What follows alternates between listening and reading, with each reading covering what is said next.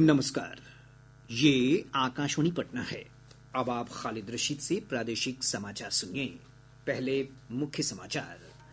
प्रधानमंत्री नरेंद्र मोदी कल सुबह 11 बजे आकाशवाणी पर मन की बात कार्यक्रम में देश विदेश के लोगों के साथ अपने विचार साझा करेंगे। राजद की राष्ट्रीय कार्यकारिणी की बैठक में लिया गया बड़ा फैसला। तेजस्वी प्रसाद यादव अब संगठन से जुड़े सभी निर्णय लेने के लिए अधिकृत। लोकसभा में नेता प्रतिपक्ष राहुल गांधी ने बिहार की जातीय जनगणना पर उठाया सवाल। कहा, उनकी पार्टी की सरकार बनी तो नए सिरे से कराई जाएगी जनगणना। और वक्फ संशोधन अधिनियम पर विमर्श के लिए गठित संयुक्त संसदीय समिति जेपीसी पटना पहुंची। हितधारकों के साथ कर रही है विचार विमर्श। अब समाचार विस्तार से। प्रधानमंत्री नरेंद्र मोदी कल सुबह 11 बजे आकाशवाणी पर मन की बात कार्यक्रम में देश विदेश के लोगों के साथ अपने विचार साझा करेंगे। यह इस मासिक रेडियो कार्यक्रम की 118वीं कड़ी होगी। यह कार्यक्रम आकाशवाणी और दूरदर्शन के समूचे नेटवर्क पर प्रसारित किया जाएगा। इसके अलावा मन की बात का प्रसारण आकाशवाणी की वेबसाइट तथा news on AIR mobile app पर भी उपलब्ध होगा। मन की बात कार्यक्रम का आकाशवाणी, दूरदर्शन समाचार, प्रधानमंत्री कार्यालय और सूचना तथा प्रसारण मंत्रालय के यूट्यूब चैनलों पर भी सीधा प्रसारण होगा। इसके तुरंत बाद मैथिली भाषा में इसका प्रसारण आकाशवाणी के दरभंगा केंद्र से किया जाएगा।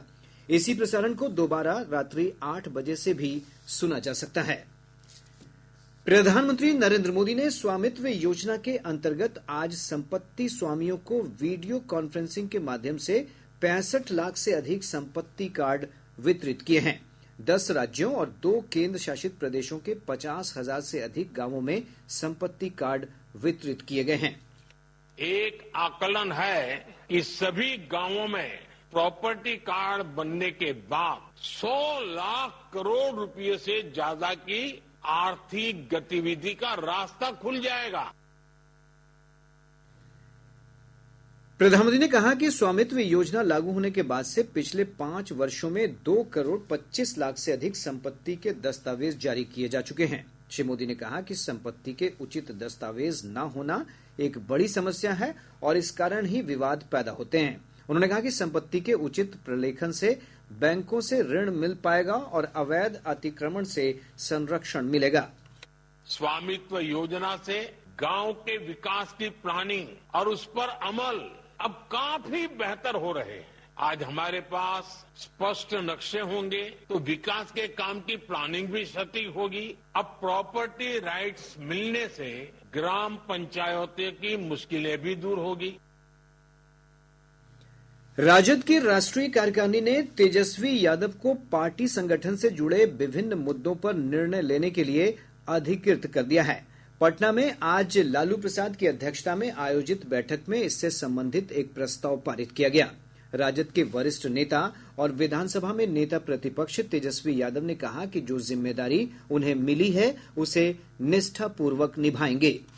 ये बड़ी जिम्मेवारी है और बिहार को अव्वल राज्यों में लेके जाना है। हम लोग जो है बिहार के लोगों की तरक्की हो, हम लोगों के पास विजन है, हम लोगों के पास रीजन है और हम लोगों के पास पूरा ब्लूप्रिंट है कि हम लोग बिहार को कैसे आगे ले जाएंगे। सभी वर्गों का, हर लोगों का ख्याल रखेंगे और हम लोगों ने जो 17 महीने में किया वो आज तक जो है इनके 18 साल में काम नहीं हुआ। बैठक में दल के सांगठनिक चुनाव, आगामी बिहार विधानसभा चुनाव और इंडी गठबंधन के विभिन्न दलों के साथ संयोजन के मुद्दे पर भी विमर्श किया गया। पार्टी के राष्ट्रीय प्रवक्ता और राज्यसभा सांसद मनोज झा ने कहा कि कार्यकारिणी बैठक में कई अहम निर्णय लिए गए हैं। सांगठनिक प्रस्ताव पे चर्चा हुई, राजनीतिक प्रस्ताव जो कि आज के देश की हकीकत है उस प्रस्ताव पे चर्चा हुई और संगठन को कैसे और धारदार बनाया जाए, वैचारिक रूप से और बूथ स्तर तक सांगठनिक प्रतिबद्धता के साथ। इन सब चीजों पर अलग अलग राज्यों से आए हमारे अध्यक्षों अपनी राय रखी और अपनी बात रखी। पार्टी कार्यकारिणी की बैठक में वरिष्ठ नेता और पूर्व मुख्यमंत्री राबड़ी देवी, तेजस्वी प्रसाद यादव, तेज प्रताप यादव, अब्दुल बारी सिद्दीकी समेत पार्टी के कई वरिष्ठ नेता मौजूद थे। हालांकि पार्टी के प्रदेश अध्यक्ष जगदानंद सिंह बैठक में शामिल नहीं हुए। लोकसभा में नेता प्रतिपक्ष राहुल गांधी ने बिहार में कराए गए जातीय सर्वेक्षण को फर्जी बताया है। पटना के बापू सभागार में आज संविधान सुरक्षा सम्मेलन को संबोधित करते हुए श्री गांधी ने कहा कि उनकी पार्टी की सरकार बनी तो नए सिरे से कराई जाएगी जनगणना। उन्होंने कहा कि इससे सभी वर्गों तक न्याय पहुंचेगा। जाति जनगणना और हम छोड़ने वाले नहीं है। और ये बिहार वाला जाति जनगणना नहीं, ये फेक जो जाति जनगणना इन्होंने किया है लोगों को बेवकूफ बनाने वाला ये नहीं। और जाति जनगणना के बाद आप क्या एक्शन लेंगे वो सबसे जरूरी है। श्री गांधी ने कहा कि संवैधानिक प्रावधानों का लाभ समाज के लिए अंतिम व्यक्ति तक पहुंचाना अत्यंत आवश्यक है। उन्होंने कहा कि वे इसके लिए प्रयास कर रहे हैं।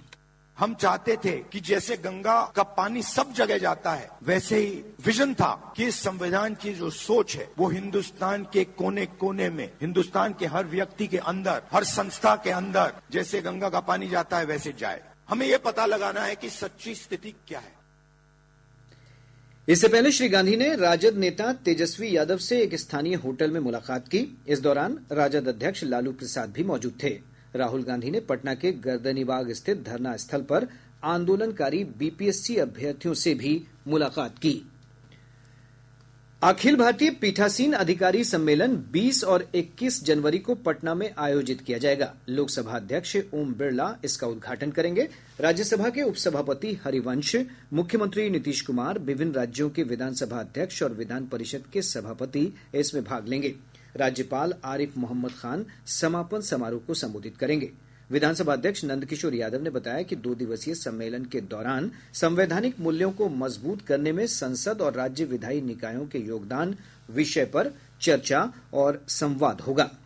20-21 जनवरी को देश भर के पीठासीन पदाधिकारियों का सम्मेलन पटना में आयोजित है। ये सम्मेलन 43 साल के बाद बिहार में हो रहा है और इसमें विभिन्न राज्यों के विधानसभा के अध्यक्ष, उपाध्यक्ष, सचिव और विधान परिषद के सभापति, उपसभापति, सचिव भाग लेंगे। पूरी बैठक की अध्यक्षता लोकसभा के माननीय अध्यक्ष ओम बिरला जी करेंगे और साथ में राज्यसभा के उपसभापति माननीय हरिवंश जी उपस्थित हमेशा रहेंगे। कार्यक्रम का समापन बिहार के माननीय राज्यपाल महोदय द्वारा होगा और इस पूरे सम्मेलन की तैयारी के लिए व्यापक रूप से योजना बनाई गई है और योजना पूरी हो रही है। विधानसभा अध्यक्ष श्री यादव ने कहा कि 2 दिवसीय सम्मेलन से पहले देश के सभी विधानमंडलों के सचिवों की बैठक कल पटना में होगी। विधानसभा अध्यक्ष नंदकिशोर यादव ने आज विधानसभा की पत्रिका विधान प्रबोधिनी का विमोचन भी किया। विधानसभा अध्यक्ष कक्ष में आयोजित समारोह में कई गणमान्य लोग उपस्थित थे। प्रादेशिक समाचार आप आकाशवाणी पटना से सुन रहे हैं। ताजा समाचारों के लिए आप हमारे एक्स हैंडल AIR_News_ पर जा सकते हैं। वक्फ संशोधन अधिनियम को लेकर विभिन्न हितधारकों से विमर्श के लिए गठित संयुक्त संसदीय समिति जेपीसी ने पटना में वक्फ बोर्डों के प्रतिनिधियों और अन्य हितधारकों के साथ विचार विमर्श शुरू कर दिया है। समिति के अध्यक्ष जगदम्बिका पाल ने पत्रकारों से बातचीत में बताया कि समिति वक्फ संपत्तियों, उनके प्रबंधन और विभिन्न अन्य मुद्दों के बारे में हितधारकों से चर्चा करेगी। श्री पाल ने बताया कि समिति संसद के आगामी बजट सत्र में अपनी रिपोर्ट प्रस्तुत करेगी।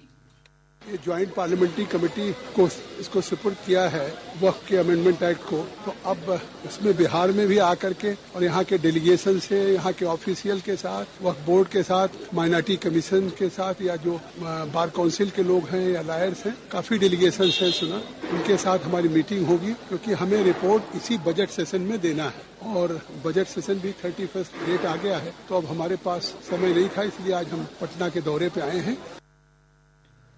और अब खबरें महाकुंभ की।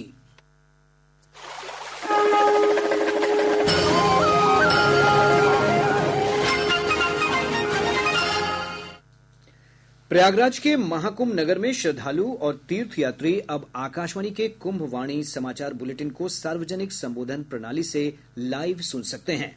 आज सुबह 8:30 बजे कुंभवाणी समाचार बुलेटिन महाकुंभ नगर में सार्वजनिक संबोधन प्रणाली के माध्यम से प्रसारित किया गया। 10-10 मिनट का कुंभवाणी समाचार बुलेटिन सुबह 8:30 बजे, दोपहर 2:30 बजे और शाम 8:30 बजे प्रसारित किया जा रहा है।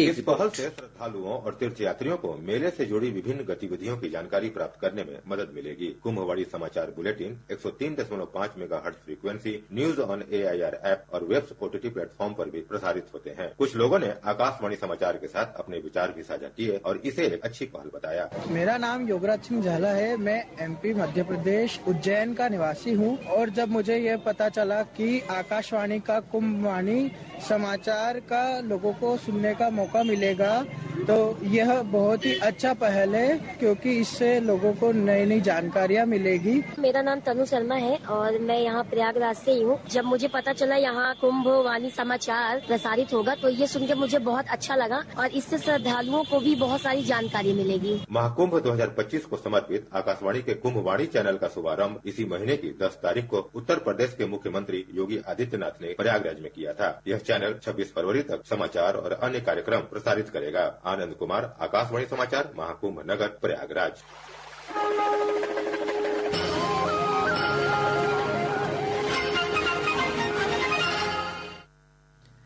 राजधानी पटना सहित प्रदेश के अधिकांश भागों में ठंड में बढ़ोतरी से जनजीवन प्रभावित हुआ है। पिछले 24 घंटों के दौरान रोहतास का डेहरी प्रदेश का सबसे ठंडा स्थान रहा।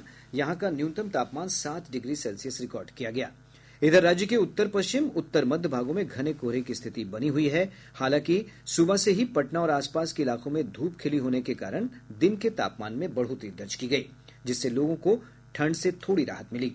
मौसम विज्ञान केंद्र पटना के वैज्ञानिक ने बताया है कि अगले 2 दिनों के दौरान न्यूनतम तापमान में 2 से 3 डिग्री सेल्सियस की गिरावट हो सकती है। धूप के साथ ठंडक बना हुआ है। इसी तरह का मौसम अगले 24 घंटों के दौरान बना रहेगा। मैदानी भागों में सर्दी का मौसम एवं कोहरे का प्रकोप, ये सब कुछ देखने को मिलने वाला है। भाकपा माले के महासचिव दीपांकर भट्टाचार्य ने कहा है कि संविधान को बचाने की लड़ाई सभी को मिलकर लड़नी होगी। श्री भट्टाचार्य मुंगेर के टाउन हॉल में बदलो बिहार समागम को संबोधित कर रहे थे। मधुबनी जिले में नेपाल सीमा के करीब जानकी नगर के लठौवा में SSB की 48वीं वाहिनी जयनगर इकाई की ओर से चिकित्सा शिविर का आयोजन किया गया। बक्सर जिले के राजपुर प्रखंड में 237 गांव के करीब 200 रैयतों को लंबे समय से लगान का भुगतान नहीं करने के कारण नोटिस जारी किया गया है। और अब अंत में मुख्य समाचार एक बार फिर। प्रधानमंत्री नरेंद्र मोदी कल सुबह 11 बजे आकाशवाणी पर मन की बात कार्यक्रम में देश विदेश के लोगों के साथ अपने विचार साझा करेंगे। राजद की राष्ट्रीय कार्यकारिणी की बैठक में लिया गया बड़ा फैसला। तेजस्वी प्रसाद यादव अब संगठन से जुड़े सभी निर्णय लेने के लिए अधिकृत।